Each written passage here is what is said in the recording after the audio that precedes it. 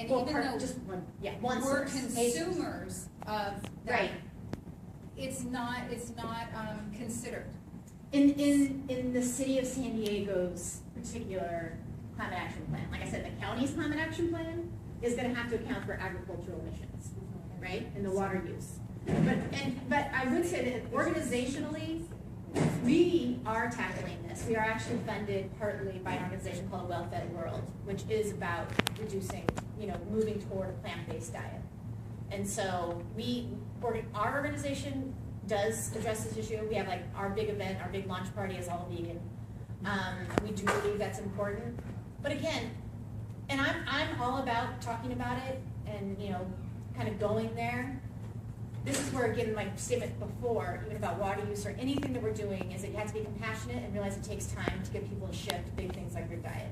It just does. But we should obviously give people the information so they know. If you're on our Facebook page, you would see we post about the water comparisons, right, between meat and dairy, and even transportation. I mean, the United Nations has basically said all the emissions that come from agricultural use, right, meat and dairy, outweigh any emissions that come from transportation in the world. I mean, so it's a huge problem. So my organization is willing to talk about it. It's just, so for this, so the connection with the city though is that it's not really a part of the city's plan, but it doesn't mean it shouldn't be talked about regionally. It doesn't mean during, these kind of conversations, it should be talked about. So I do, this presentation, I'm kind of all over the map in terms of, I usually am very linear in going through these slides, but we do talk at the end about a plant-based diet as something individuals can do to help reduce their own carbon footprint. And obviously, we will be working on the county's climate plan, so we'll have to delve into the agricultural component. So and just another example, the county water authority, and even the governor, I'd love to start with the governor. So the governor has mandatory water restrictions. So who is completely exempt from any of the restrictions are big ag. Right. Because here's the problem. Again, it's cultural. We grow all the produce, not all, a lot of the produce that's eaten by someone in New York City or Connecticut or in the Midwest. So it's like, again, I don't know what we were thinking that this was the right approach, but there's a lot of money to be made, obviously. And so, we diverted a lot of water to these desert areas to grow this food that we then ship to other places in the country. Like, it's completely inefficient. It's not natural. It doesn't make sense. It's artificial. But these are decisions that predate any of us. I mean, these are, it's really hard. And, to the governor's perspective, I'm sure they're an economic driver and there are people's jobs at stake. And so it's really hard. Again, that's why I said it's really hard to address. But he's also getting huge pressure nationally to talk about agriculture.